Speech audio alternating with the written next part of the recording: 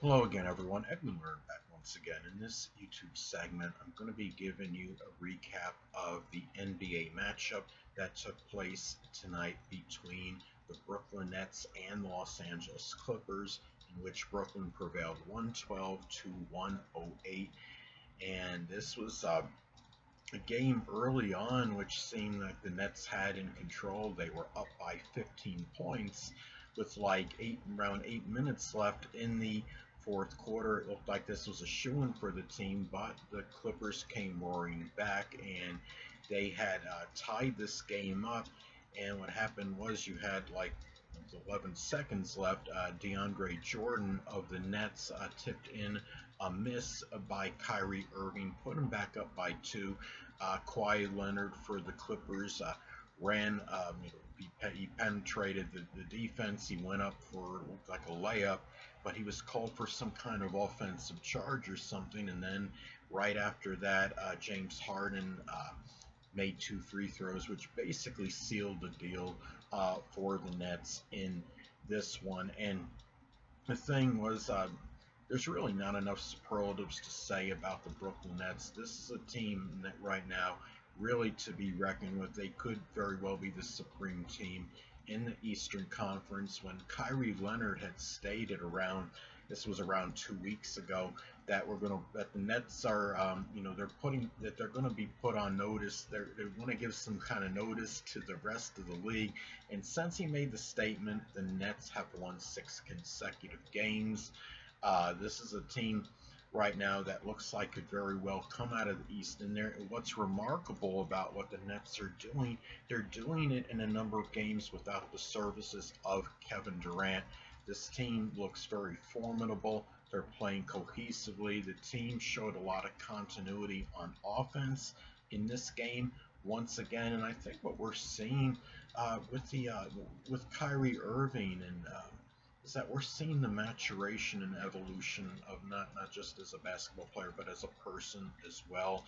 Um, Kyrie Irving may have been seen as a little bit egocentric at times in previous seasons, and I mean, despite his incredible talent and ability, but what I'm seeing with him right now is that there is an ability to defer to Harden or whoever it might be on the team. He looks like right now the focus is so strong on ultimately winning, and I think he's putting a lot of what he would like to do, behind from an individual standpoint for the team as for winning, and that winning is ultimately taking precedence. This is something which would actually really is going to help the Nets in the long term as they come out of the regular season, enter the postseason, and determining how far they go. And assuming everybody's going to be healthy, especially the three main proponents on the team,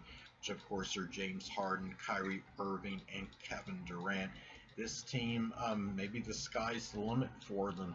Uh, this is a team right now, I mean, is starting to play a little bit more defense. They had 10 steals in this game. The Clippers only had three.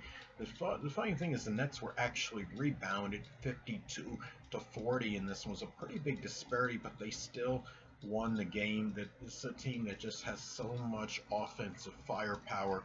They're going to be very tough for anybody to beat the rest of the way this season, and they won the turnover battle as well. I'm going to trying to see look at the stats here for the total turnovers.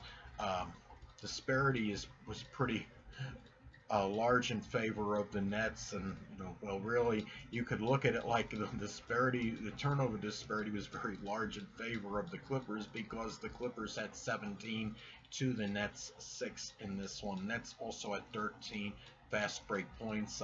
Harden had 37 points.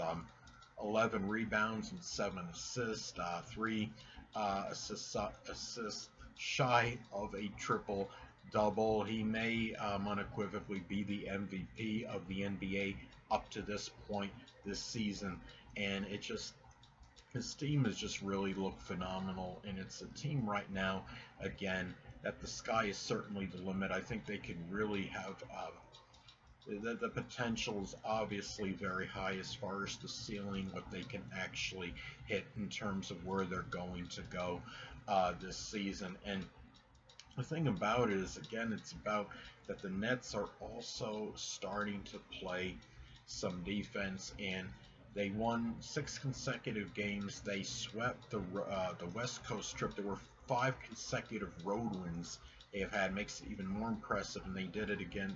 2 of the games against the Lakers and the Clippers.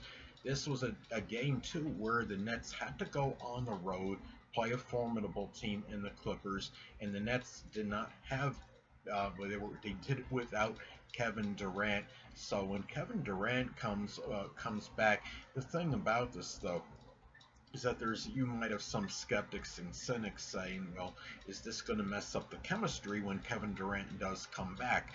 But I don't believe it will. I think that this is a team that will still be very focused, and they'll incorporate Kevin Durant very gladly back into this. As far as the team goes, and this is a team right now. Again, a very team really that is one to be seriously reckoned with. There's not enough superlatives that I can really say about them right now. I am a Nets fan. I'm from New York originally, so this is something that I'm obviously very elated about, and I really being hopeful that this is something that will carry over for this whole rest of the season. And the thing about it is, I think what was hard for the Nets at first was the fact that they weren't playing much defense earlier this season. You have Steve Nash coming in as the head coach, and the thing is, Steve Nash appears to be a very good coach to me.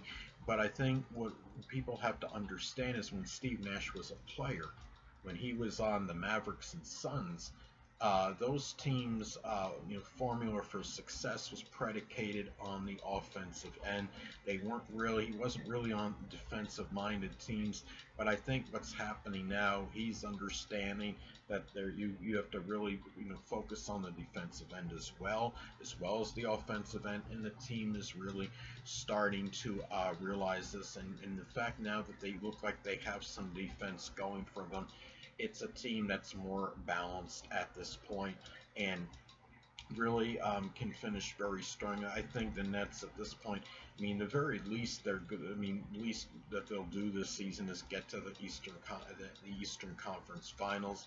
I think people still have to think about the Philadelphia 76ers in this in the grand scheme of things, because if the Sixers were to get home court edge, they could be a tough out because they are one of the best home teams that I've seen over the past 2 or 3 seasons in the league. So anyway, people, that'll conclude this YouTube NBA recap segment. Until next time, people, Edwin Learnard saying stay well.